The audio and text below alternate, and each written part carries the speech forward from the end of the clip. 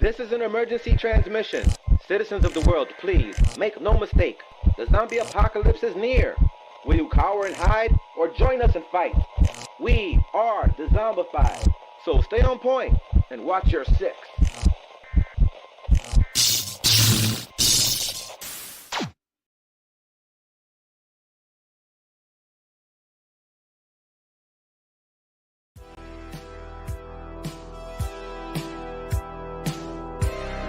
I went a little quick there. I always miss my cue on here. It's only the third episode, though. Give me a break.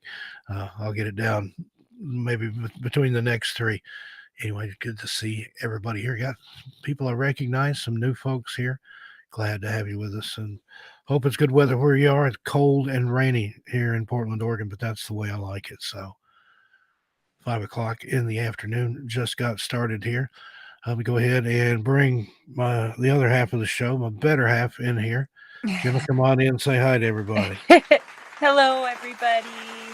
Thank you, P. Zombified, for having me again. And I just want to say hi to really everyone in the chat. My sister, Carol Varick, one of my best buds since I was 7, Jackie Benedetto. All of our friends that are always with us all the time, Mutant Artificial Intelligence, Reality and Perspective, Pam Smith, Katie A. Hello, girl.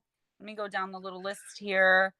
So exciting. I'm really excited. Jose Maguina, Myriad Hesketh, and the Zombified. Who's that? Your ex? Not your ex, my ex. Not my ex. Must be your ex. Actually, my ex. If it was my ex, it would say my ex. It clearly says your ex. Yeah, people that come to my streams, the ones I do on KPNL and 13 Past Midnight and Missing Persons and Mysteries. That's who I'm logged into the chat with because I've got a ranch. Everyone there so you can see me. Realities in Perspective. You already said hi to them. MAI, good to see you. Carol Sisser, good to have you here. Jack, good to see you. Pam Smith, she's one of my regulars. So is Katie A. Katie A is a teacher's pet over on the Morning Chill show. She always gives me an apple icon because I've got a couple of sweet troublemakers over there that like to do things and then blame it on each other. And she's one of the good ones that sits in the back and always reminds the teacher that there's homework and that sort of thing. That was totally me. And then Mairead, the mermaid. Mairead Hesketh, how you doing?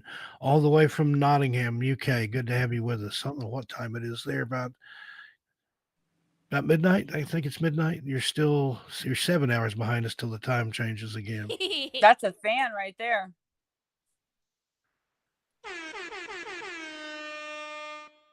And I think I believe so. Cherry little introduction there, but we're going to take a dark drive into strange territory tonight. What mothers who kill? I mean, how evil do you have to be to kill your own children? Just cold-blooded murder. I mean, we're not talking accidental deaths here, or we're talking premeditated, willful murder in some cases. Now, that's not been proven in some of these that we're going to discuss, but otherwise known as filicide. What's your definition of filicide there, Gemma Jade? So I have filicide is, oh my gosh, because I have statistics up. Filicide is, and I'm going to tell you exactly what filicide is. Filicide is the deliberate act of a parent killing their own child. The word filicide is derived from the Latin words filius and filia, son and daughter, and the suffix side, meaning to kill, murder, or cause death. The word can refer both to the crime and to the perpetrator of the crime. So today we're talking about maternal filicide, which is the mothers who kill, not the fathers, although I'm sure there are just as many. And one thing I want to point out, as unfathomable as these crimes are, a parent killing their own child, and as a mother, I can't even imagine it. So the reality is it happens with depressing regularity, especially in the United States. And mothers are just as likely as fathers. Like, it's pretty even. The number of kids average killed every year in the United States by one of their parents is 500. and close to 72% of filicide victims are 6 years old or under. 1/3 of the victims were just babies under 1 year of age. Oh, that's chilling. And we're not talking about through necessarily neglect or malnutrition, although those are common causes of filicide too. Those may or may not be intentional. I think sometimes I mean, how could it not be, you say, but there are people with diminished capacity sometimes that don't Don't quite realize, understand. right? And, they make you get a license to drive a car. I think there ought to be some kind of test before you can have a kid. That's just me, my opinion. I feel like that's coming. Chris Jarvis, how you doing, buddy? Cookie! Boney Plater, hope I said that right. Good to have you with us. 90% of the victims were the killer's biological children. And it's said probably that a mother kills a child somewhere in the United States once every 3 days, with fathers being 57% of the killers in filicide cases and the moms making up the rest. So we chose 3 cases that we thought were really interesting. One of them is someone who has already been convicted and is on death row, but DNA, which is the testing is still going on, may exonerate her. And it's a case that I've always been very interested in. In my opinion, it has not been proven yet. She was innocent, and because of the lack of technology and ability to do things like DNA analysis back when this happened, she was convicted. Then we have someone who everyone, I think, pretty much everyone in the world thinks that she's guilty, and she was let off and said to be innocent. And then we have someone that did it, got convicted. So it's going to be a really interesting show. Steve, if you don't have anything else, I'll start with Darlie. Yeah, go ahead and introduce us to Darlie. Let me say hi to a couple of people real quick. Sure, go ahead. David Vingman and Layla and Gaz. Hello to Dylan if he's listening in too. We always say hi to Dylan after you Hi, send me Layla, that Gaz, and hello, Dylan. And Chris Jarvis is calling out Stemma. That's our Hollywood couple name. Just yes, it is. Better than Jeeve, I guess. We were thinking Jeeve, but we couldn't put the S on the end of it. So we decided that Stemma is our Hollywood couple name. All right, Darlie Router. Darlie Lynn Peck Routier, and it might be pronounced differently. It might be Routier. I'm not sure. Routier, I think it's Routier or Rooter, actually. And if you watch my channel, I like to know the astrological signs of these people. She is a Capricorn at January 4th. She's an American woman from Rowlett, Texas, who was convicted and sentenced to death for the murder of her 5-year-old son, Damon, in 1996. She's also been charged with capital murder in the death of her 6-year-old son, Devon, who was murdered at the same time as Damon. To date, Routier has not specifically been tried for Devon's murder because she was already given life for the death of Damon. Man, this family loves the D. I'm going to keep getting confused. Damon and Devon were stabbed to death with a large kitchen knife in Routier's home, while Routier sustained knife wounds to her throat and arm. She told authorities that the crime was perpetrated by an unidentified intruder. So what I understand is she said that she was asleep on the couch. Or no, she was asleep, and I believe her children were asleep on the couch because they were watching a movie, and she didn't want to disturb them. And she heard screams. She ran downstairs. She tried to fight the intruder off. She sustained her own wounds, which everyone said, I believe it was the doctor said that the wounds were superficial. But one of the wounds came within 2 centimeters of her carotid artery. Yeah, they claimed that a little necklace, cheap necklace she was wearing was possibly what saved her life from hitting that carotid artery. And they said she had some severe bruising on her arms, and the doctor said it looked too fresh to have been done at the time the attack supposedly occurred. And the doctor saw her very soon after the attack, so that's what I didn't understand. So during the trial, the prosecution argued that Routier's injuries were self-inflicted, that the crime scene had been staged, and that she murdered her sons because of the family's financial difficulties. The defense argued that there was no reason she would have killed her children, and there was no motive, there was no confession, and there were no witnesses. But in 1997, in February, she was found guilty. So 2 millimeters of her carotid artery actually her youngest son, 7-month-old Drake, was asleep upstairs with her husband, Darren, and both were not harmed. So her husband was asleep upstairs. And I think what happened here is character assassination. The main thing that I saw that everyone kind of turned against her, the people that were even in her corner, was very soon after her son passed away, her oldest son, Devon. His seventh birthday was 8 days after he was murdered. So she decided to bring a kind of birthday party to his grave. His favorite thing in the whole world was silly string. She brought balloons and they sprayed the silly string on the grave markers.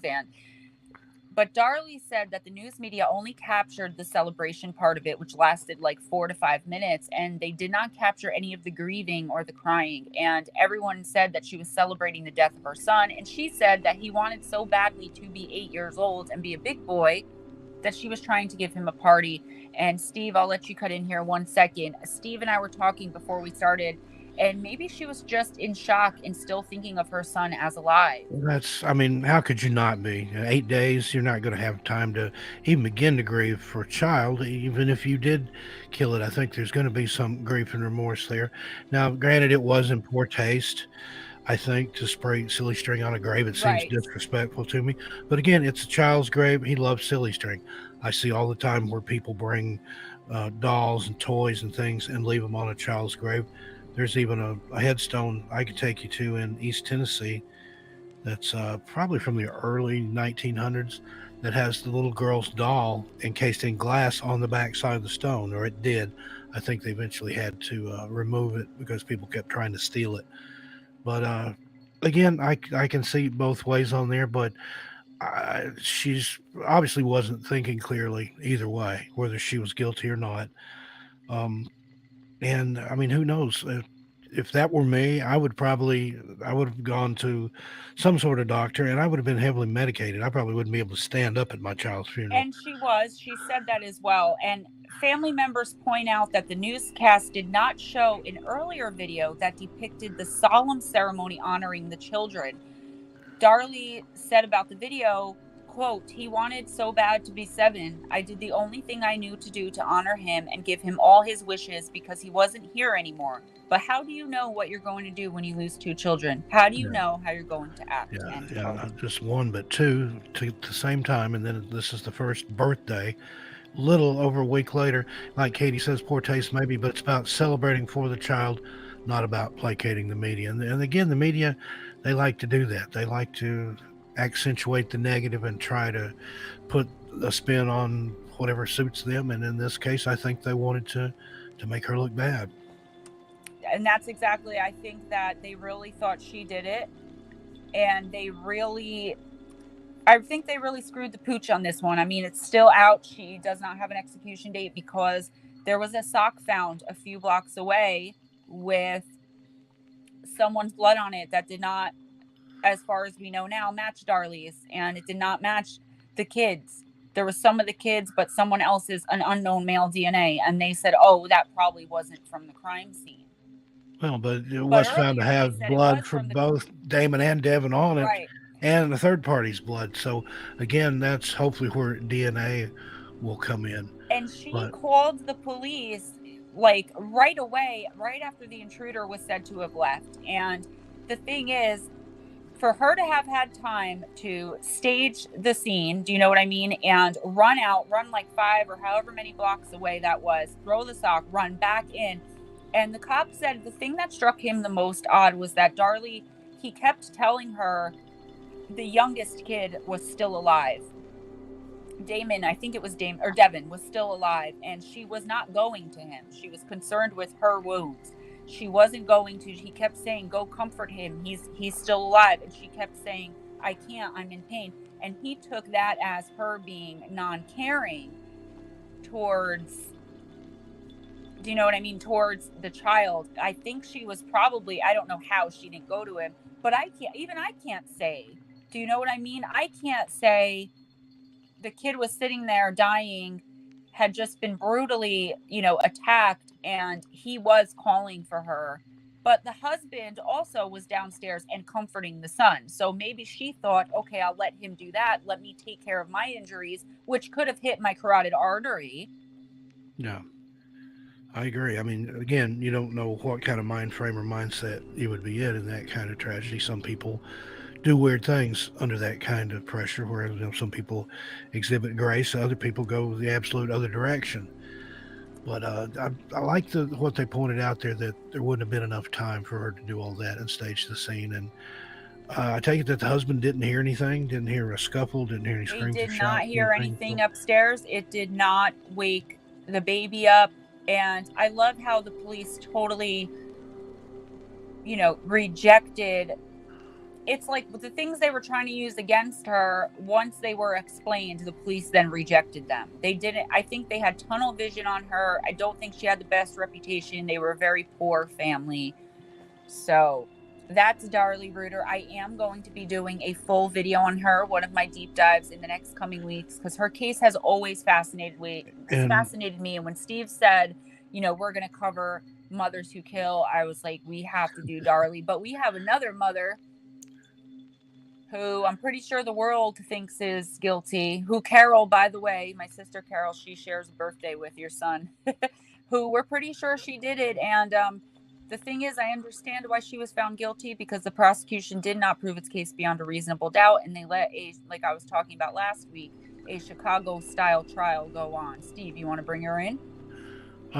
Which one are we doing now? I got confused here. We're talking about the death of Caylee Anthony. Okay, that's what I thought, but I wasn't sure. I knew we had a third one in there. One thing I wanted to point out, though, on Darlie, before we move forward, was there ever any hint or allegation of any type of maybe it was a revenge killing, or some sort of, if either one of them had been into any kind of shady deals? And I'm not 100% sure, I'm because hoping you'll look into that when you cover it. Yeah, I haven't started my deep dive yet. If you want to bring Caylee Anthony in, I will definitely look that up. I think there was rumors of affairs, and if you guys are talking to me in the chat, just know I can't see it because I'm looking at the research here. But yeah, if you want to bring in Caylee and Casey, I will look that up, because I think you're onto something there. I prefer to talk about Caylee. I think Casey's had enough press. Yeah, absolutely. And this is my opinion. I'm not stating it as fact, but as you said, the jury couldn't state beyond reasonable doubt that she did it. But I believe, in my opinion, that she's as guilty as can be. Me too. I'd like to see her waterboarded, personally. But like I said, people hated when I said this. I remember where I was when the verdict came in. I was working at the Meadowlands Diner in East Rutherford, New Jersey, and I was standing there, but I knew it was going to happen. I said, you have to understand, we're looking at the laws of, reasonable doubt. We're not looking at guilty or innocent. We're looking at guilty or guilty beyond a reasonable doubt. And I'm sorry, I don't think the prosecution did its job. And I also, in my opinion, think she was sleeping with her lawyer. But we can move on. Yeah. But the little girl, Caylee Marie Anthony, born August 9th, 2005. She lived in Orlando, Florida, with her mother, Caylee Marie Anthony. The Casey, the Caylee, they're both named Marie in the middle there, kind of. But on July 15th, 2008, she was reported missing in a 911 call made by Cindy, her grandmother, Casey's parents, George and Cindy. Cindy told the police that she had not seen Caylee for 31 days and that Casey's car smelled like a dead body had been inside it. Cindy further went on to say that Casey had given varied explanations as to Caylee's whereabouts before finally telling her that she had not seen her for weeks herself. Casey went on to lie to the detectives, tell them that Caylee had been kidnapped by a nanny on the June 9th and that she'd been trying to find her herself, too frightened to alert the authorities. And they didn't buy that, and after a lengthy ordeal there, she was charged with first-degree murder in October 2008, which she pled not guilty. Now, December 11th, 2-year-old Caylee's skeletal remains were found with a blanket inside a laundry bag in a wooded area near the Anthony's family house. It's her parents, the grandparents' house. Investigative reports and trial testimony varied between duct tape being found near the front of the skull and on the mouth of the skull.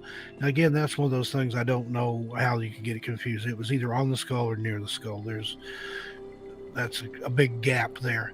The medical examiner mentioned that the duct tape just being found there was one reason that she determined the death to be a homicide, while the actual cause of death was listed as undetermined means. Lengthy trial ran 6 weeks from May to July 2011. The prosecution, of course, sought the death penalties. Florida, they don't mess around down there usually. Uh, and their whole argument was that Casey just didn't want to be a parent anymore.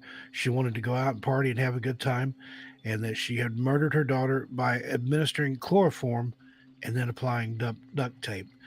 Now, there was also people that claimed that she didn't mean to kill her. She just wanted to knock her out for a little while she went out and partied. But still, that's just reprehensible. I mean, grandparents, they would have happily watched the kid, I'm sure. But there was, if you've watched any of the videos, like where Casey is in jail and she's talking to her parents, she's a very rude person, very manipulative, practiced liar. In fact, that was, it was hard to tell when the joke in Orlando at the time was, how do you tell when Caylee Anthony's lying? Her lips are moving. Yep.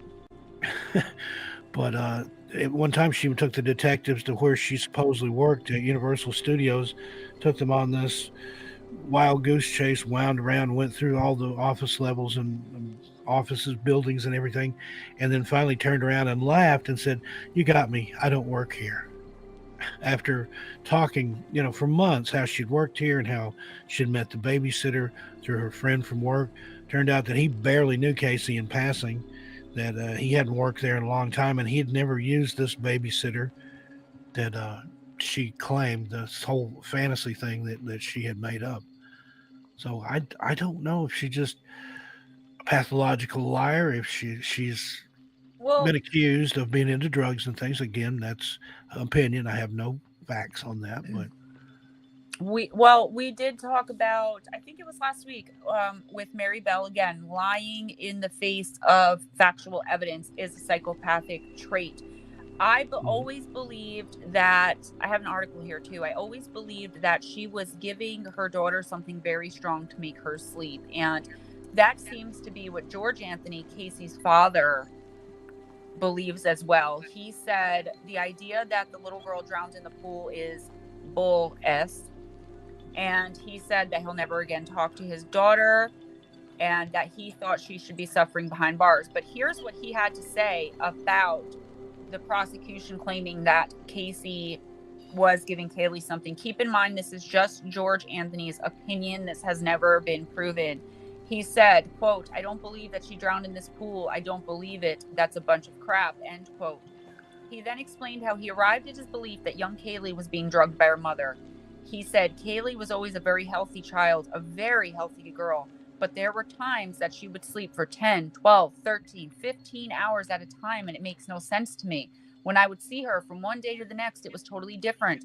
Some days I could see a difference with blackness underneath the eyes and stuff like that. At 2.5, 3-year-old child would not have that unless something is going on." yeah, I wanted to reference you on there. You have a child about that age. How many times lately has he slept 12, 15 hours at a time? I gotta honestly say, a 2.5-year-old is supposed to have 11 to 12 hours of sleep at night. My son sleeps through the night for 10 hours and takes maybe a 2-hour nap during the day. 13, 15, 12 hours at a time, no way. And even the 10, 11 hours that he sleeps in the middle of the night, he's up for a glass of water. You know what I mean? It's never, and during the day, he doesn't drag. It's just not a normal thing for a healthy child of that age to be doing. My son is like Ricochet Rabbit 24/7, I mean, no, you're absolutely right. And I know of parents who have given their kids, Benadryl, and I believe, in my opinion, what the prosecution said, it was her giving Caylee something similar to, or just giving her Xanax. And it was also alleged that Casey was out during that month that Caylee was missing. When she was out partying, she was taking amphetamines and ecstasy. And I found something from what we were talking about Darlie. Whenever you're ready to go back to that, just let me know. Okay, we'll go ahead, forge ahead just a little bit here on Casey and Caylee. Of course, the not guilty murder verdict was greeted with absolute public outrage, and was both attacked and defended by the media and legal commentators, just depending on what side of the fence you wanted to take. Some complained that the jury misunderstood the meaning of reasonable doubt, while others said the prosecution relied too heavily on the defendant, Casey's allegedly poor moral character, because they've been unable to show how conclusively that Caylee had died. And Time magazine described the case as a social media trial of the century. But again, yeah, just because they couldn't prove how the kid died, I don't think that would be any reason to let her skate and try to just go after the moral character thing. I mean, everybody knew what basically a trashy person she was. So I absolutely agree, but it's so strange. Again last week they let it become this. I pull up the Chicago trial because that movie, it's one of my favorites, but they let it become kind of a circus, talking about that, her father did this to her, father did that to her. They kept secrets, and they let all of this come out in court when really it shouldn't have been allowed. It had nothing to do with anything. And I think what happened is it took the focus, which is exactly what I believe Baez wanted to do, took the focus off of Casey and put it on everything else but Casey. And it took the focus also off the death of Caylee. It put it on what Casey's father may or may not, which I don't believe that he, did those things to her. They let it become this kind of circus, which totally took the focus off of the actual issue at hand.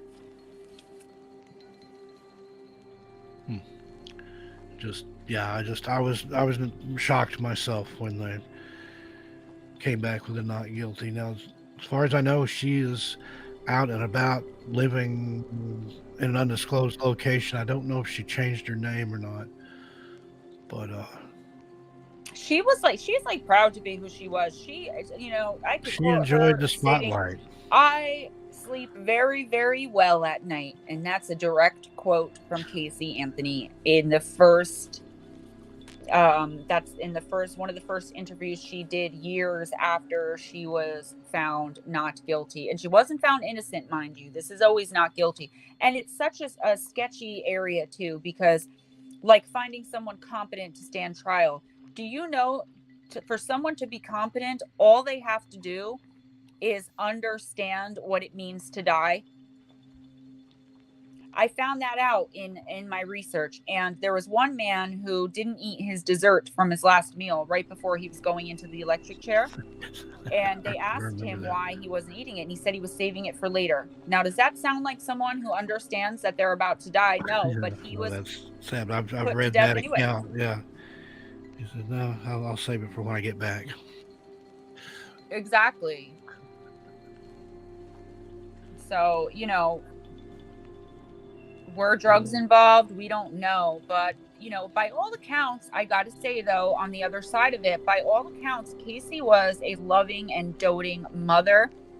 However, I believe that's because her parents did a lot. I was actually, just to bone up for this, I was watching How It Really Happened, the Caylee Anthony story last night.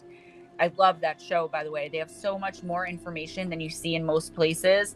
Mm-hmm. And the cop was saying, it was so weird because we went in Caylee's room and she had this toy, that toy, balloons, this, that. Yeah, she lived with Casey's parents and Casey. I highly doubt Casey purchased or provided any of that stuff for her daughter. So yeah, I think that was a misrepresentation too, when people were saying, oh, she always provided for her daughter. She did everything. No, I don't believe that. I believe her parents did it and it made her look good. And there was even talk of it almost being like a revenge thing toward her parents, that she had some kind of beef with them, and by taking Caylee away from them permanently, that she knew that was the best way to hurt them, the best way to get them. Right. So that's absolute evil right there. It wouldn't be unheard of, though, I got to tell you, because I was just looking, Steve, as you know, at the 15 most vicious cases of moms killing their own children, and I gotta say, revenge against the child's father is one of the main reasons that I came across. So, do you mind if I just go back to Darlie really quick? Yeah, go ahead and go back to Darlie. We I pretty just much want to read this. we from could what do a 3-hour show on Casey and Caylee and not cover everything. There was so much evidence and so and much Darlie too, you know, all of these. And I actually plan on doing deep dive videos on both Diane and Darlie. I will not give Caylee Anthony. I'm sorry for Caylee, but I won't give Caylee Anthony the attention. Yeah. So it said, this says Darlie Lynn Routier tested positive for amphetamines the night her 2 young sons were stabbed to death in their home, according to testimony. Darlie, 27, developed severe bruises. So here's the question of the bruises that probably were sustained long before she claims an unknown assailant attacked her and fatally stabbed the boys, but it says there's a correction needed. And the veteran Dallas trauma surgeon who treated her on June 6th for what prosecutors call superficial self-inflicted wounds said the woman showed none of the behavior that grieving mothers typically demonstrate. However, Dr. Alex Santos said her blood was tested for drugs shortly after she arrived for treatment of stab wounds to the neck, shoulder, and forearm. It was positive for amphetamines. He described the drugs as stimulants, but added that he cannot say what type or when they were taken. So prosecutors charged that she was, it's pronounced Routier. Prosecutors charged that Routier was taking diet pills and was upset with her children because she couldn't lose weight after having their 3rd child. That and financial woes contributed to her mood at the time of the killings. Santos, the doctor, said she was described by nurses as anxious and tearful, but he added that in his 3 visits with her after she was admitted the night of the murder, she had an unusual blunt reaction to the death of her sons. And he said severe bruises appeared on her after her admission, but were at least 48 hours old when they were documented by police photographs only 13 hours after the attack. And just a little more here, it says, prosecutors offered jurors no explanation for the bruises, but Santos said they were caused by blunt force, like being struck by a baseball bat or being in a car wreck. So while prosecutors did not tell the jurors that the doctor said these bruises were caused by blunt force, like being struck by a baseball bat, they did not offer jurors the explanation except to say that they were self-inflicted. She told investigators she was attacked after her sons were stabbed while the 3 of them slept downstairs after watching a movie, and their son Drake was unharmed upstairs with her husband, Darren, who was awakened by her screams and rushed downstairs. So quickly, the initial 5 minutes of chaos ensued were captured on tape, recording of her 911 call beginning at 2:30 a.m. A muddled version was played for jurors, but a clearer version, purged of extraneous sounds with high-tech equipment, was presented as the case moved through its testimony. In the enhanced version, she was heard pleading for help and urging police to go and look for the suspect in the garage, where prosecutors said she had cut the screen to a window to give the appearance of a burglar's entrance and exit. The recording supported assertions by prosecutors and police that she stayed away from her wounded sons and showed a keen interest in evidence and appearances. Yes, she kept saying, she said, they just stabbed me and my children. I saw them. Her husband said, I saw them, Darlie. And 2 minutes into the conversation, she said, some man came in, stabbed my baby, stabbed me. I woke up. I was fighting. He ran out through the garage, threw the knife down. Oh, gosh. He left a knife laying here. I touched the knife. There might be fingerprints on it. There might be DNA. This is what she was saying in the 911 call. Well, that seemed kind of suspicious. But right, again, she was immediately worried about that. What would you do in a situation like that? I read of a case one time where somebody had stabbed a child's mother, like a 10-year-old girl, 12-year-old girl. Somebody had stabbed her mother, and she pulled the knife out of her mother's back. And then they turned around and tried every way in the world to charge her with stabbing her mother. Right. She said, y'all look out in the garage. They left the knife laying on, and she was interrupted. And she said, his knife was laying over there, and I already picked it up. Gosh, I bet if we could have gotten the prints, maybe, but I already touched it. And then she said to her husband, somebody who did it intentionally walked in here and did it, Darren. So that is a little suspicious, and I think that combined with the videotape. So just that there, I don't think there was anything really said about shady dealings, but she did have amphetamines in her system, which are uppers, but they couldn't say it was like methamphetamine, like crystal. It could have been those diet pills. Yeah. So, okay, do you want to continue with Casey. Yeah, again on that Darlie, I'd like to see that revisited with the newer technologies and further. They're working on it. Yeah, forensics, DNA, and toxicology tests and things and again, I hope you look into what they may have been into, any shady deals or drug deals or anything that way that I'm going to do somewhere they could have had an enemy from. 2 weeks from now, you can expect it on my channel because I'm like all back interested in it now. And I had it written down in my list anyway, right with Diane Downs. So. And speaking of Diane Downs. Oh, you took it. I was like, let me just throw that out there in case we're ready. Hi, Jeannie. Yeah, welcome in, Jeannie. Good to see you. Go ahead and take Diane Downs here. She makes my flesh crawl. Yeah, definitely. Elizabeth Diane Downs, born August 7th, 1955. She's a criminal who murdered her daughter and attempted to murder her other 2 children in May of 1983. Following the crime, she told police a man had attempted to carjack her and had shot the children. She was convicted in 84 and sentenced to life in prison plus 50 years. She briefly escaped in 87 but was recaptured. So what she did, I'll keep going. So the shootings. On May 19th, 1983, Downs shot her 3 children and drove them in a blood-spattered car to the hospital. Upon arrival, Cheryl, age 7, was already deceased. Danny, age 3, was paralyzed from the waist down, and Christy, age 8, had suffered a disabling stroke. Downs herself had been shot in the left forearm. She claimed she was carjacked on a rural road near Springfield, Oregon, by a strange man who had shot her and her children. However, investigators and hospital workers became suspicious because they described her manner was too calm for a person who had experienced such a traumatic event. She also made a number of statements that both police and hospital workers considered highly inappropriate. Suspicions heightened when Downs, upon arrival at the hospital to visit her children, phoned Robert Knickerbocker, a married man and former co-worker in Arizona with whom she had been having an extramarital affair. The forensic evidence did not match her story. There was no blood spatter on the driver's side of the car, nor was there any gunpowder residue on the driver's door or on the interior door panel. Knickerbocker also reported to police that Downs had stalked him and seemed willing to kill his wife if it meant she could have him to herself. He stated he was relieved that she had left for Oregon and that he was able to reconcile with his wife.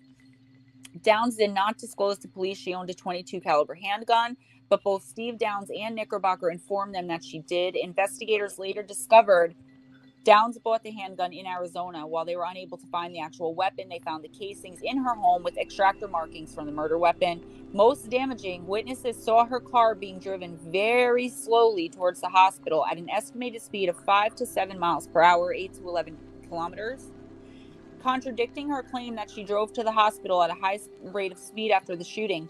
Based on this and additional evidence, Downs was arrested on February 28, 1984, 9 months after the shooting, and charged with 1 count of murder and 2 counts each of attempted murder and criminal assault. Her daughter, who had the stroke, was an eyewitness, gave eyewitness testimony against her and testified for the prosecution. And it the was driving the saddest slow thing. was that just to make sure they died before she could get to the hospital? Oh, gosh. How terrible. Like I said, she just makes my flesh crawl.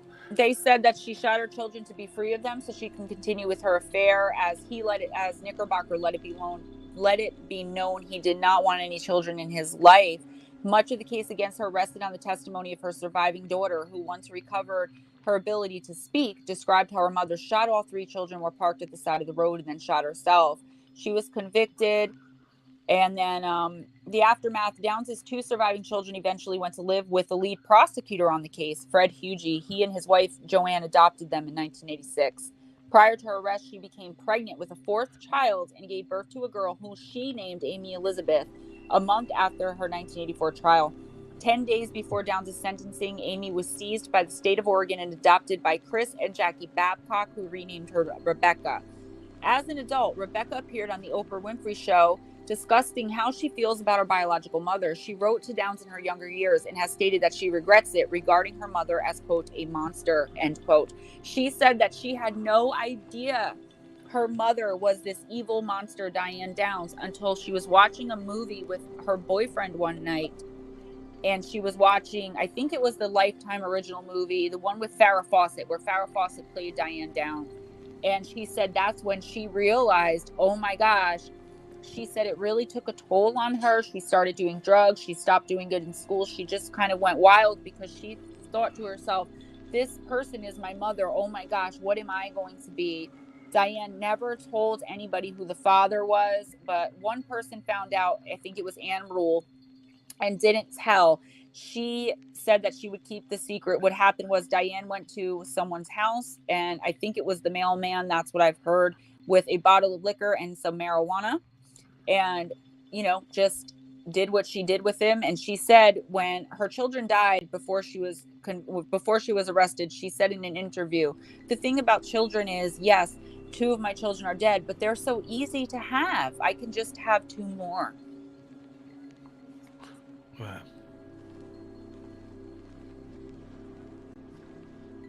Amazing. And then that was out here in Oregon and under Oregon You're law left at the speechless, time. huh? Yeah, she's eligible for parole every 2 years until she's either released or dies in prison there. She's completely lost her mind, though. She has this theory. Her uncle died on the like anniversary of the shootings, and she has some crazy like Illuminati type theory that like the uncle was somehow involved. Well, it's like you said earlier, she went down the Charlie Manson she went down the Charlie trail. Manson road. Yeah. Yeah, definitely. And she still describes her assailants as it alternates between a bushy-haired stranger, 2 men wearing ski masks, or drug dealers and corrupt law enforcement officials, or maybe a mixture of all of the above. Yeah, the law enforcement officials did it. Mm-hmm. Because they wanted to adopt her children. Her son is paralyzed from the waist down for the rest of his life, that poor baby. She was denied parole, and then second parole hearing, December 10th, 2010, she was denied. She's scheduled for this year, so we'll see how that goes. Keep an ear out and see what happens, but I don't see her getting out anytime soon. But hey, sometimes it happens. I mean, Caylee Anthony's still out there somewhere. Mary Bell is still out there somewhere. Caylee Anthony is actually talking about perhaps having another child. And I heard she was entertaining thoughts of having a TV show or reality show or something. I think the public shut that down. I hope so. You know how we do in America, though? You know how many people would watch it? And that's the sad part. And she's allowed to make money. Because they hated it. It'd be one of those things. Exactly. People would watch it and throw stuff at the TV. I wouldn't watch it. I wouldn't do anything I would boycott any sponsors that were mad enough to. Sometimes that's how you affect change, is you vote with your pocketbook. Absolutely. It's a shame that she's allowed to make money on selling the story, all that stuff, but that's just how it goes. The prosecution did not prove their case, and honestly, I blame them. And that makes it rough because, I mean, even Son of Sam law doesn't apply there. That's the one that says you can't profit from your crimes, that's how they shut down Gacy's little art enterprise. Even though art wasn't his crime, some people felt that his art depicted his crimes. The skull clown and the 7 dwarves with picks and shovels and things, alluding to hidden bodies in his basement. I don't know, might be a stretch, but that's why you couldn't buy his paintings directly. I thought that too, the 7 dwarfs one. Have any of you guys ever seen any of Gacy's artwork? Google it.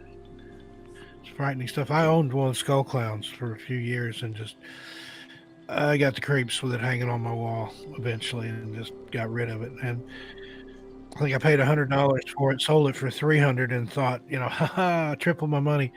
Now they go for about $3,000. So isn't it crazy? Hindsight's always 20/20.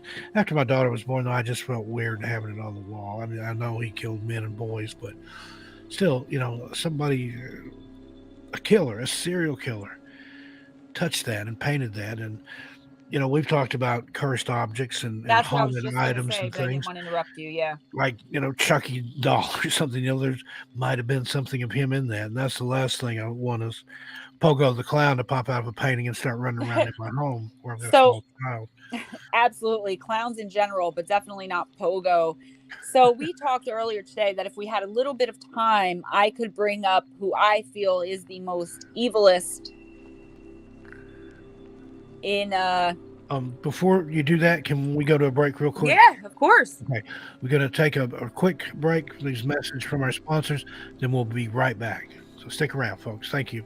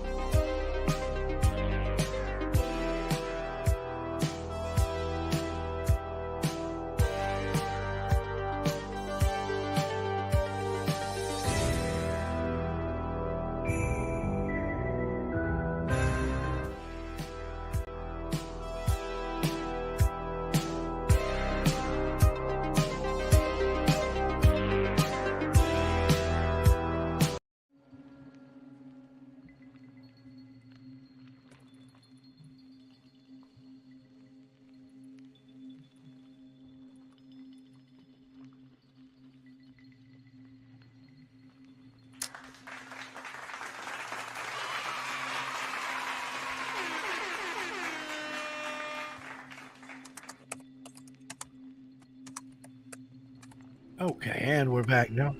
I think I forgot they like to take breaks on here.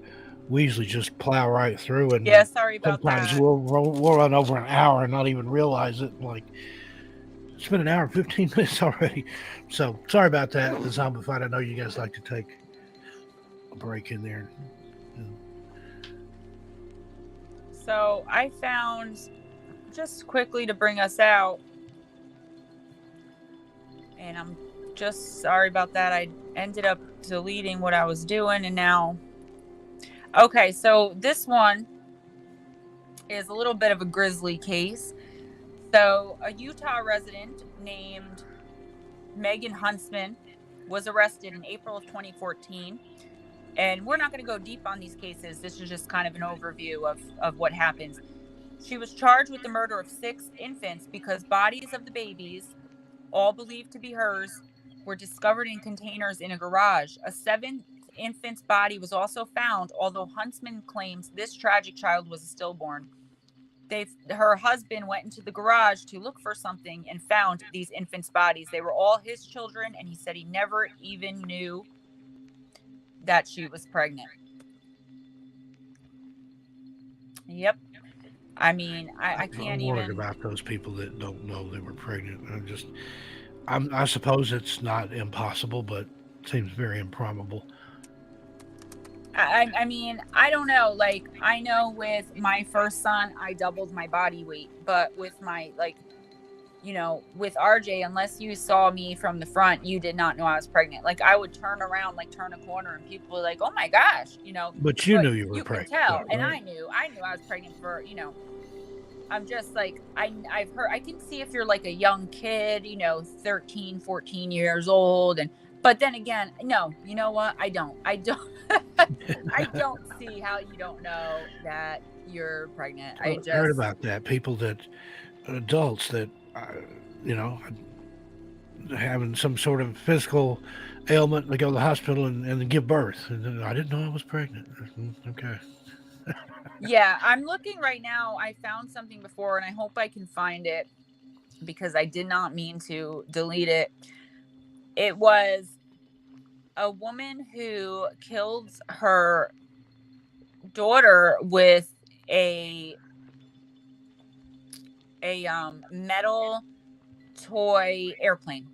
Jesus. Stabbed her in the neck with a metal toy airplane. And there was another woman in Germany who, she had a 4-month-old infant. The infant's name was Fee, Fee, and she was 4 months old. And the girl was, the mother was 22 or 23 years old, I think 22.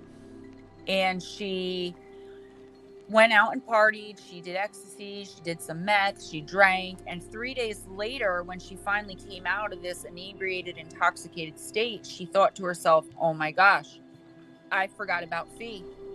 She left her 4-month-old daughter home alone for 3 straight days and went home and found the baby deceased. And I just think that's just, there's no excuse. You hear about it, but there's no excuse. Yeah. Well, like the guy that we talked about that earlier, the one that drove to work and forgot his kid was in the car. Yeah. I mean, I just don't, that guy, I got to be honest, that's a hard one for me specifically because I do want to believe him so bad. But, you know, I just don't see how you can do it. I don't understand. My son is on my mind all the time, whether I'm with him, whether I'm not with him. Everything I'm doing, I'm thinking of my toddler. No. And I used to see that a lot in Vegas. Just every little bit, you would read where somebody had been arrested because they had left their kids in the car and run into the casino to gamble. And then you lose track of time in those casinos. They're designed that way. There's usually no windows where you can see out. There's no visible clocks. It's like a maze to get through there. You don't know whether it's day or night outside. And you can't bring small children in the casino. And people be like, "Let me sit right here. Mommy will be right back. And then we'll go to Dairy Queen or whatever." And then they're in there 2 or 3 hours. And it gets, 115, 118 degrees out there in the desert. And even with the air conditioning on, it gets hot in a car. One lady, I left the window cracked for him. I found it. Deborah Jenner Tyler. In 1987, using a kitchen knife and a metal toy airplane, South Dakotan Deborah Jenner Tyler stabbed her 3-year-old daughter, Abby Lynn, 70 times, killing her. Jenner Tyler claims she, quote, had been working a lot, end quote, was, quote, under a lot of stress, end quote, and that her daughter had been acting, quote, very, very finicky, end quote. So a difficult toddler, a difficult 3-year-old, who would have thought? Unbelievable. I don't know. Just public service announcement. Don't kill your children. If you have kids and you're tired of them, you don't want them anymore, there's somebody out there that would love to have them. Absolutely. absolutely. There's no reason for it. You know, do the old bushy-haired stranger, you know, or I was carjacked. I mean, it happens so much. It's unbelievable, man. Another I'm going to one go hug my son extra tight that we tonight. had mentioned, Susan Smith, where she buckled her kids in nice and tight and drove the car into a lake, and then claimed that somebody carjacked her with the kids in it, and did it. And I don't remember what her reasoning was, if there was one. I think it was one of those where she just didn't want her kids anymore. But I mean, Yep. there's waiting lists for adoption. If you don't want your kids, Exactly. give them up to And somebody. There's CPS will people that come and will love take them them and take them. immediately. You won't even have to wait. You call them up and say you're thinking of hurting your kids, get them out of there. They will come immediately. So it's not like you'll have to continue to care for them if you really don't want them. And they still have that in some cities where you can take it to either the hospital, the fire department, or the police station, and the baby in the basket thing, leave it on the step, no questions asked. So don't kill your kids. Yeah, for real, man. Take a deep breath. You know, I get frustrated. I'm only human. You know what I do? I walk off for a couple minutes. Now, I don't walk off and leave my son where he can get himself in trouble. You know, he might be in the living room and I'll walk into the next room in the kitchen where I can still see him. I'm not saying walk off, like go for a drive and leave your kid at home. Don't walk off and go party for 3 days. Right. Go into another room, take a deep breath. If you vape, if you smoke a cigarette, or just sit down, just take a deep breath, man, because... And enjoy it while you can. They're only little ones. Absolutely. My daughter is 30 years old. That doesn't seem possible. In fact, I don't think she can possibly be that old because I'm not much older than that myself. But they're not little for long enough as it is. They grow up, especially these days. They grow up very quickly. Tell me about it. Love them while you can.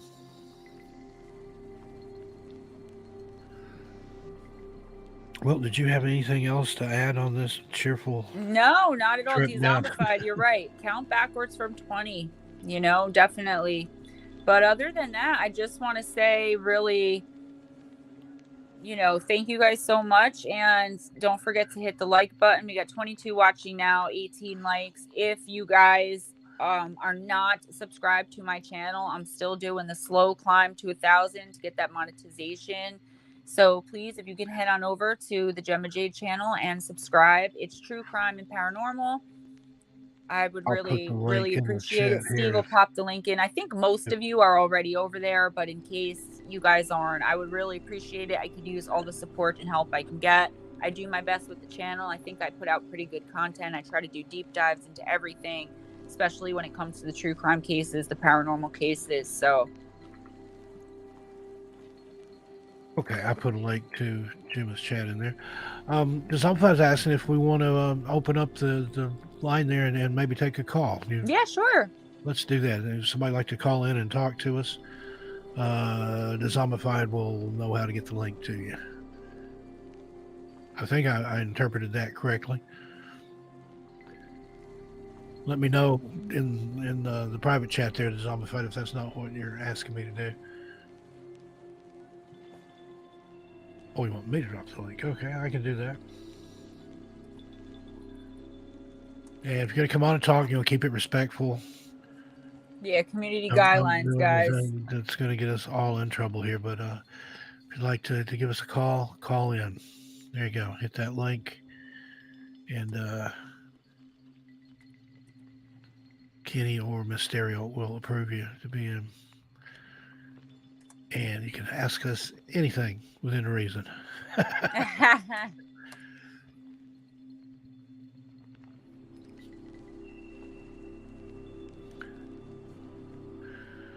a look here at the chat. So let's see if we had anybody else come in. I've been ignoring the chat. Sorry, folks. Joker's Me too. I've been doing so much research. Yeah, I was reading over things. I think I already saw all these other people. Are You Kidding Me is here. Dragon ZW, hope you're still doing good. Oh, looks like we've got a caller. We got to take her.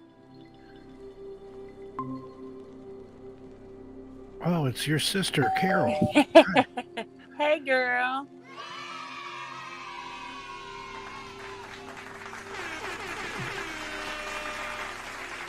Hey, Carol, talk to us here. Let us know what's going on, what you're all about.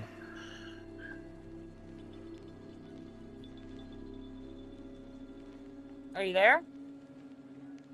Ah, she's muted. Unmute your mic. It makes it easier for us to hear you. Yeah, you got to unmute your mic. She hung up.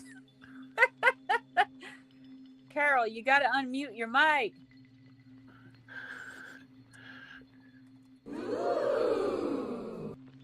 Oh, she hung up.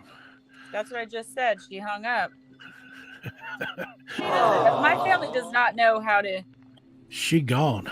Carol, call back and tell Ryan to show you how to unmute your mic. Denied.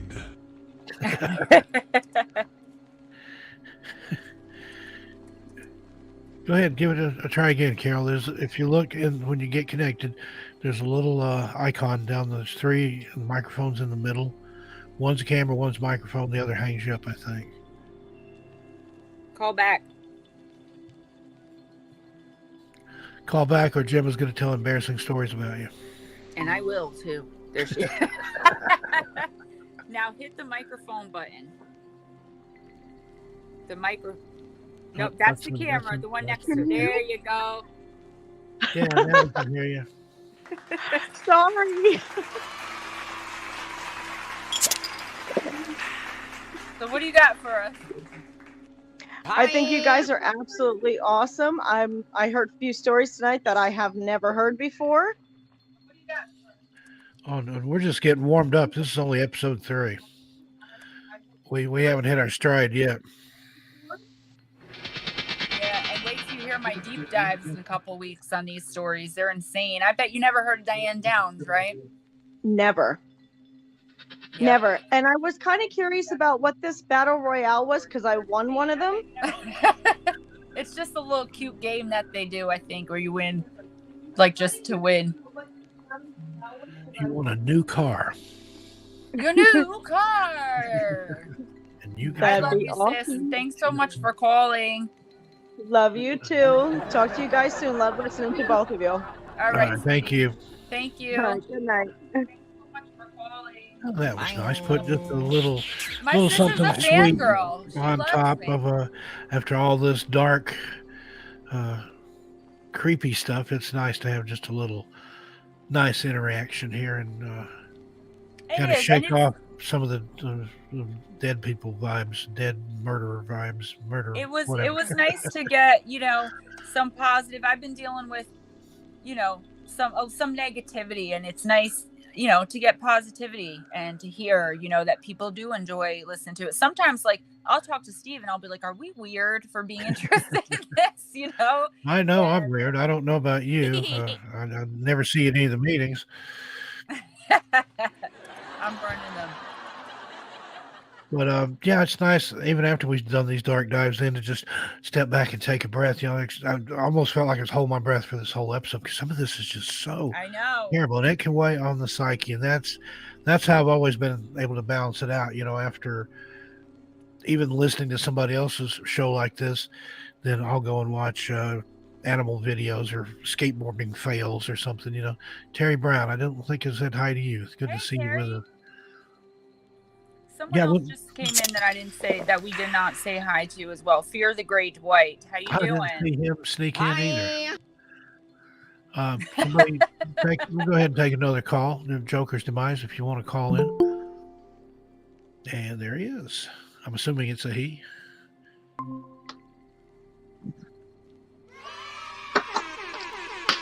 And there's Joker's Demise. How you doing tonight, Joker? I'm doing absolutely wonderful. Good to be here. This is awesome. We've got a vampire on the phone. Vampire? How dare you?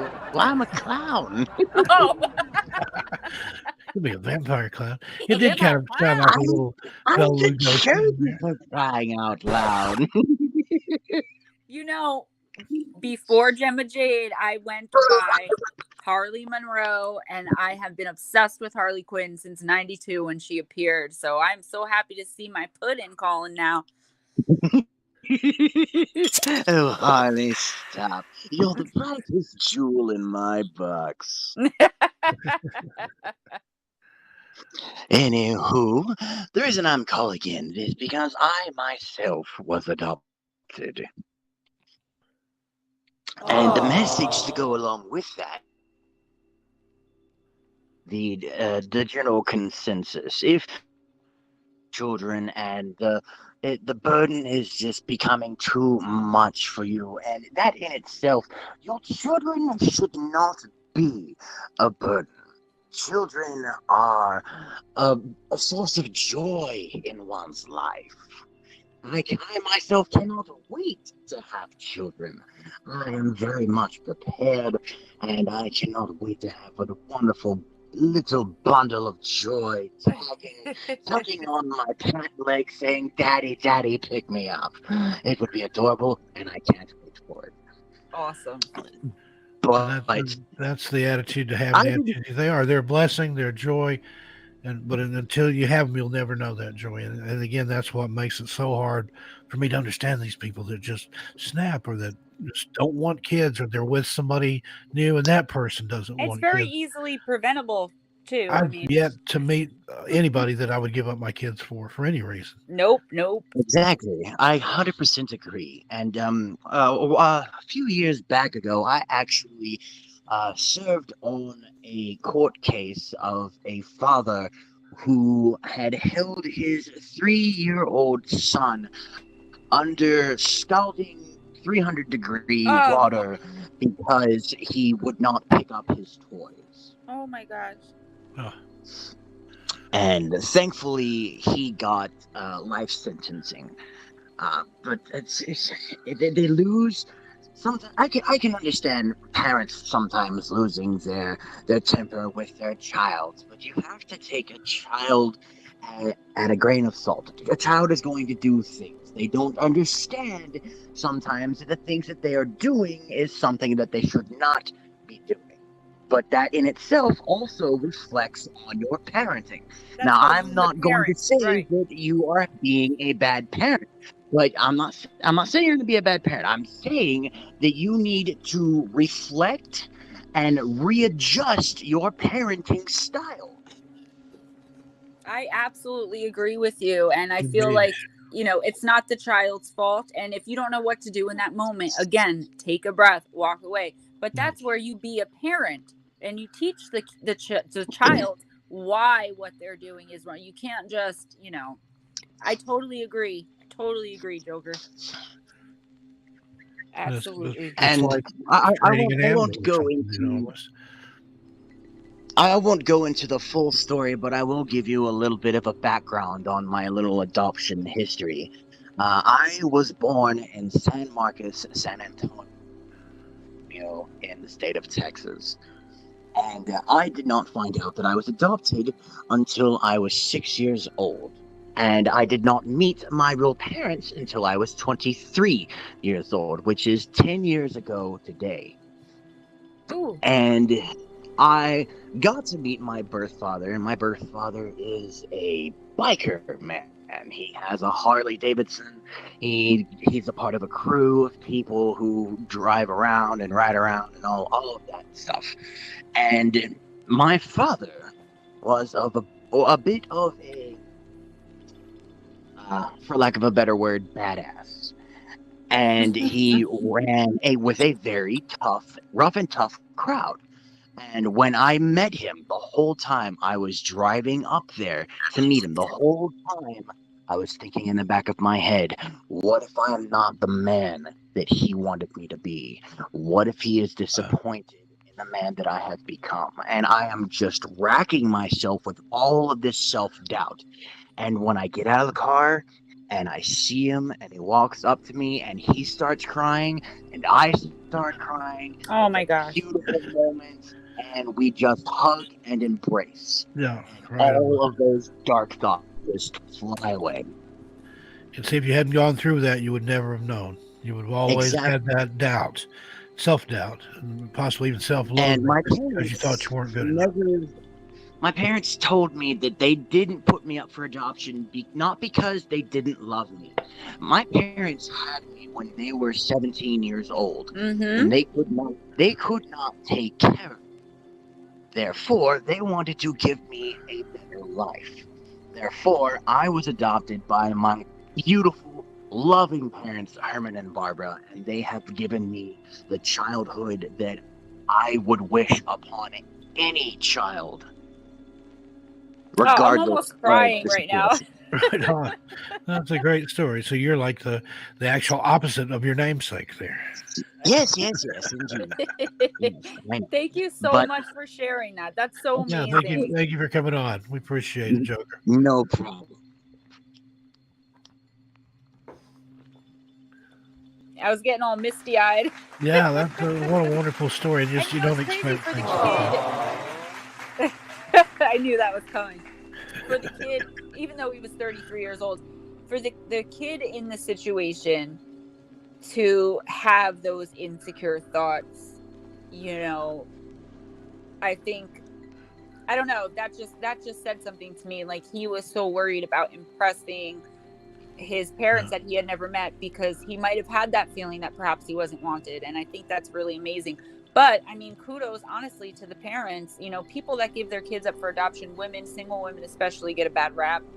And I think a lot of the time, and in my opinion, I think that is the brave thing to do. And I think that's, you know, Yeah, because regardless you're of giving that what kid the a fighting situation. chance. Yeah, Right, you're giving them a exactly. much better You know? chance anyway. I have Depending. personal experience with adoption. I was not adopted, but I do have very personal experience with it, and I just know it's not any easier on the parent. It's not like, at least in my experience, that the parent's like, oh, thank God I'm getting rid of this kid.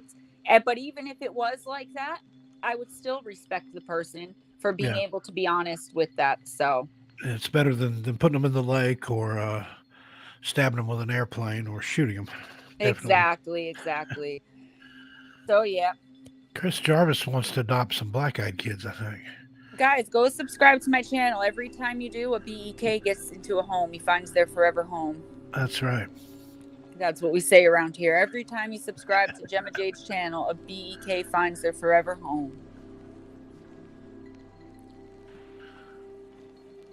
Yeah, be sure and subscribe to Gemma Jade. And if you're not subscribed to any of my channels, Missing Persons and Mysteries, go subscribe over there. And also 13 Past Midnight. I'm just like, I think 10 away from 5,000. And then I'm doing a thing for KPNL radio. They want to start a YouTube channel. They kind of gave me the reins. Little did they know. And I think I've got 90 subscribers over there. And we just play around over there. We do old time radio on the weekends. Do a dark wave music show on Saturday nights called Ritual Radio, which I have an amazing announcer that does my intro over there. Somebody with a sexy voice. I'm not sure who it is. Who Gemma could that be? did a great job on that. Someone with a sexy voice. That would be you. Well, that's All the debatable. compliments. You got to hear the things these ladies say to Steve. I know You're he's making me blushing blush right now, but I just, whatever people hearing it, then more power to you, I guess. But I've had some interesting compliments. I'll put it that way. I've never liked the way I sounded, but I've come to accept it. And if people like it, and it helps people relax, and a lot of the people that listen, especially my overnight streams, Ghost Stories at Midnight, those you generally run 6, 7, 8, 9 hours. It's people with chronic pain, with PTSD, with fibromyalgia, with insomnia, something, an issue that they can't sleep. So it gives them an outlet, a place to do. If they're awake and want to talk, it's a place to chat and interact and kind of air your grievances against everybody else in the world. Or it's a place to come and chill and relax. There's a lot of people that come and lurk and just listen to the stories, or during morning chill or the daytime show, do the listen to the chill out music over there. So we have a lot of fun. Check out all my channels, and we're all just one big happy dysfunctional family. Gemma, what have you got coming up on your channel? I have a few things. I've got the near-death experience stories next week that I promised one of my subscribers, which I may actually end up doing this week, but I'm not sure. I am going to, in the next few weeks, cover Diane Downs, Teresa Knorr, who I think we're going to be talking about next week, and Darlie Routier. I also have some paranormal stuff coming up, the Alien Hybrid program. I have COVID-19 84. with the COVID-19 conspiracy going to George Orwell's 1984. If you guys are readers, you will understand what I'm talking about. I have so much coming up from the paranormal, so much coming up in true crime, and I'm still working with Caleb Smith's mother to try to get some sort of justice for Caleb here, because if you know the story, I have a video on it of Caleb Smith and Keeslyn Roberts. Go check it out. It's just not right what they're doing to this family, and kind of became an activist for that. I've gotten to know his mom. She's a beautiful woman. I would love to see somebody start a GoFundMe and help them get the money to hire a private investigator and a good legal team. I'd like to see some of those people subpoenaed that worked that case. I mean, they did. Well, you and I are gonna work on that for her. Okay, because the police didn't even process the scene. They gave the car to the parents without looking for fingerprints or anything. The boy, Caleb, was found 5 miles away from where his car was parked. Okay, kind of curled up, no clothes on, and clean feet. And they said that he overdosed, and that's how he died. How did he get 5 miles? Number one, naked as the day he was born. Number two, his feet clean as a whistle. He was laying in a muddy marsh area. What they did, as they always do, was saw drugs in his system and said NHI, no humans involved. And I'm not okay with that. I want to work with DJ Ficky's sister, Amanda. I'm not going to stand for it. His mother is one of the sweetest women I've ever met. I was actually texting with her like right now, but I just have to get that done for her and for Caleb. Justice for Caleb for sure. It reminds me of what happened like with Lauren Agee, Christian Giacchio. I can go on and on and on. DJ Ficky, and it's just not fair. Mutant Artificial Intelligence. Last week's show, we did one about kids who kill. We did Mary, Flora Bell, and I can't think of the other, and her accomplice, Nora Bell. Was that all we covered? Did we just stick to Mary Bell? We kind of just stuck to that, yeah. Yeah, because we have a couple more. Maybe we'll do another kids who kill, because those are some of the most fascinating to me. Can you be born evil? And Mary definitely was. And then there's another one I want to do coming up we talked about earlier, torture slayings. I mean, some of these, any killing obviously is bad enough, where you just shoot somebody or stab them or slice their throat. But then the people that don't want to kill you right away, that want to drag it out, that want you to feel just immeasurable pain and suffering, true masochist. And then, or if I got that backwards, true sadist, I'm sorry. Either way, that's coming up in a future episode. Probably next week we'll do. Yeah, K-Day Toy Box Killers was one of the ones we talked about. That Lake and Ing, the Sylvia Likens murder, if anybody's familiar with that one. Trash Gertrude, that's what I call that case. That's one of the most evil women that ever.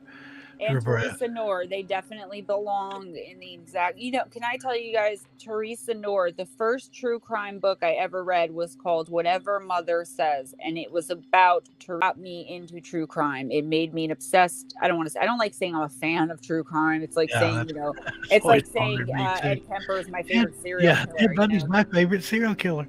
Yeah, Bean Buddy is, but it's just. It got me interested in it and wanting to know more, and that's why I really, who said that? I was looking for something. That's why I really want to cover her too. When Steve brought up torture killings and he brought up, I call her Trash Gertrude. He says Sylvia Likens, that's the name of the victim. And that is what it should be about, the victim. Also known as the Indiana torture slayings. Rick Brab, thank you so much. I put Steve or Gemma on playlists and listen to them before I go to sleep. The missings. Good to just relaxing. That's awesome. Right on. And we've got more episodes of our podcast, Strange Things, coming up. We're working on that right now. Yes, we are. We got a new format. And I've got a reveal coming up in a couple of weeks that I think everybody's really gonna like. Gemma likes it, so if absolutely, you don't like it, you guys are gonna go nuts for this. Dragons, if you don't like it, I'll blame her. Dragons, familicide, yeah, we can cover that. I mean, we've got plenty of episodes to go as long as. Who's the guy? John List, guy that killed his whole family, disappeared, changed his name, took up and got married again, had more kids and stuff. And then I think he was caught through Unsolved Mysteries. And tonight you can help solve a mystery. You know, that Robert Stack program. But you covered a really creepy one today. It's not a murder, but the little girl that maybe was or wasn't a midget. Oh, Natalia Grace Barnett. Yeah, I Yeah. couldn't think of her name. Was she a disabled child, innocent and abandoned by her adoptive parents, or was she an adult con artist from the Ukraine who were running in a scam, sending adults with dwarfism to the United States to give them whole new lives, get everything paid for, free citizenship, posing them off as children? And I believe the latter. If you watch my video, you can see why. Yeah, I think she was much older than she was presented as being, especially when you read about some of the secondary sex characteristics she had developed. Yes, absolutely. I mean, it can happen in children that young, but it's oh so rare. Precocious puberty. Yeah, I mean, yep. You guys head over and watch it. You know, I did. But I was just going to say, I did the Bohemian Grove, and I wrote the script for Steve's Bohemian Grove because I love putting words in his mouth. And Denver International Airport, you did that one. I did that one. Yeah, I did a few of them. It'll be popping up over on 13 past midnight. I have to stop sometimes and think which channel they're on. And then there's some Gemma exclusives that she's working on for me that'll be on 13 past midnight. Sometimes we come up with stuff that doesn't really fit on any of our other channels, so we're going to put it there. Mm-hmm. And, got some other big things happening. Got a couple of new channels coming. I won't say anything too much about that yet, but we're kind of compartmentalizing everything because we know everybody doesn't like the same thing, and especially mysteries. We've taken that mysteries very, very liberally. So that's going to kind of stay Missing Persons and Mysteries, and then we're going to have a couple of spin-off channels with stuff that a lot of people like, but not everybody. So if you don't want to hear it, you know, go over here. I always just skip it anyway if I don't want to hear it, if it's on a channel that has multiple content. But people like, you know, their little lunch tray there, the dessert's separate from the corn's separate from the steak, you know. Mutant artificial Sorry, I'm sorry. Great grandmas that kill. I'm sure it's happened. I was just going to say, I'm sure we can find them. There's all kinds of terrible, nasty things we can bring you every week, and we enjoy doing it. We don't worry. We take all of your suggestions. When we spend time we talk every day, sometimes several times a day. This is the kind of stuff we talk about just back and forth. And this is basically our fireside chat right here. So yeah, then we do the fireside chat over on Missing Persons and Mysteries, and all that's us having our normal talk, but we let the audience listen in, and then we get suggestions from the audience. That's how we come up with ideas sometimes. That's where I slave drive Steve and talk and don't let him get a word in edgewise. I crack that whip. Yeah, Gemma's got some haters over there. Some don't know what that's all about, but I'll say this: she's there because I want her to be there, and that's the end of the story as far as I'm concerned. All right, so do you want to wrap it up? The Zombified says we could stay as long as we want, but as you guys know, I have to get RG to bed. Yeah, gotta let RG. He's had a busy day, so we better let him. Oh, thank you, Fear the Great White. I really appreciate that. Very well written. Well, that'd be great. Absolutely. I was going to finish them up tonight, but we had this. Want to talk about that too? I've got another book coming out just real shortly. And then Jim and I are writing one together that's coming out very shortly too. So lots of things happening on the home front here. But thanks to everybody for tuning in tonight. Love every one of you. Yeah, I love all of you guys too. Good to see all my regulars from other channels. And just share the love, spread it. You know, like, share, subscribe to Zombified. They deserve it. If you haven't subscribed to Gemma, go subscribe to her. There's a link in the chat there somewhere. One of you guys could pop that chat for Gemma's channel in there. And then as always, you can find me on Missing Persons and Mysteries, 13 past midnight, and now doing this thing over KPNL Radio. I'm just doing that as a favor for them, and I'm having a ball with it. That's my sandbox over there, because it's a very, very small channel, very eclectic, and I get away with whatever I want to do. All right. Well, I will see everyone tonight at 9 o'clock Pacific time in the Spaced Out Radio with Dave Scott. I engineer that feed for KPNL, do the simulcast, but I'm in the chat over there as KPNL Radio.